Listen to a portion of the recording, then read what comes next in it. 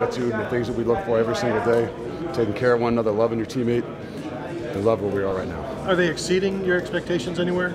I don't know that you ever can exceed expectations here.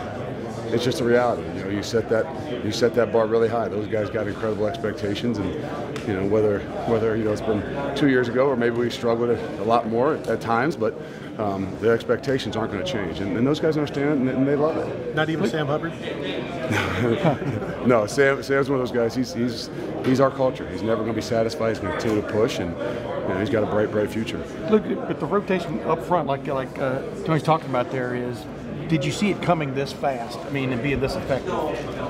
You know what? You got to give all the credit to Coach Johnson. I mean, because I look sometimes and I'm biting my lip because I'm like, you know, do we really want to be switching guys here now? And he's got the utmost confidence in those guys, and those guys know that everybody's accountable for going in the game, and they do a great job. And you know, that's why I just bite my lip and keep my mouth shut and know he knows exactly what he's doing, and I appreciate that. Has anybody come farther in that group? I mean, you're the defensive coordinator than Michael Hill. I mean, he was, you know, an afterthought last year. I mean, there's a lot of guys that have come a long way. And Mike's still, I mean, he's still only scratching the surface. He's going to continue to get better. And I, you know, off the top of my head, I can't even tell you how many snaps he played.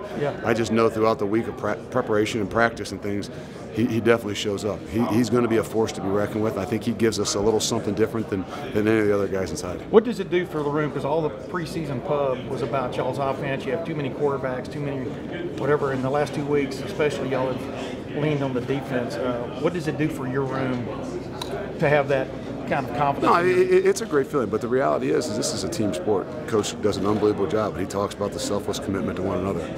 You know, and I think when all that kind of last year, as we went on a real run, everybody felt that you know that's what it was about. You know, we weren't going to get where we wanted to get with any one unit, any one team, any one side of the ball, and it's continued to build. You know, as we've gone through camp and into the games, and so no one you know looks to point finger. Everybody feels great about, you know, hey, this is a team. There's going to be ups, there's going to be downs. Guys are going to have great games. Guys are going to struggle, and no matter what, we got to pick each other up and we got to win.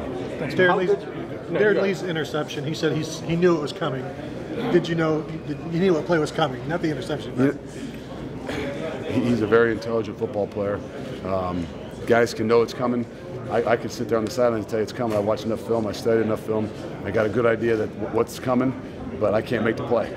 So he called it out on the sidelines and kind of maybe called his shot a little bit. He said, "I'm picking one of them things off," and they run that again. I just said, "Just do your job. Don't try to be a hero. Do your job. Set the edge. You know, eliminate the things. Bond will come running downhill, and the rest is history." So, were you running with him? No, I can't run like that. I was just hoping he didn't get caught. So, no, it was a great play. It was a great anticipation, and it's not just a guess. The guy understands and sees it and does a great job reacting to it. He actually called that? I'm not going to say he called, but on the sideline, I mean, they had run it a few times, and we weren't in really the same type of defense. We weren't in the same coverage that you would think he'd have an opportunity to go make that play, but players make plays, and he anticipated, he saw it. He did a heck of a job of going and getting it. So I mean, he in some ways he called it. He said, "Hey, if they try to run that again, I'm going to steal. I'm going to pick it off." How good was your secondary today? Held them on the 80 yards. Can you just talk a little bit about their performance the last couple of weeks? Eli Apple and Gary Conley. I mean, two guys that you might not talk a whole bunch about because I don't know how many balls their outside receivers caught. You know, those guys just go about doing their business, and we couldn't do what we do without having those guys on the outside having the utmost confidence, being late in games and having confidence enough to leave them up on guys. So that's not anything against Vaughn and Tyvis because they did a great job too. But those guys out there, sometimes you don't talk about them because they don't get any picks.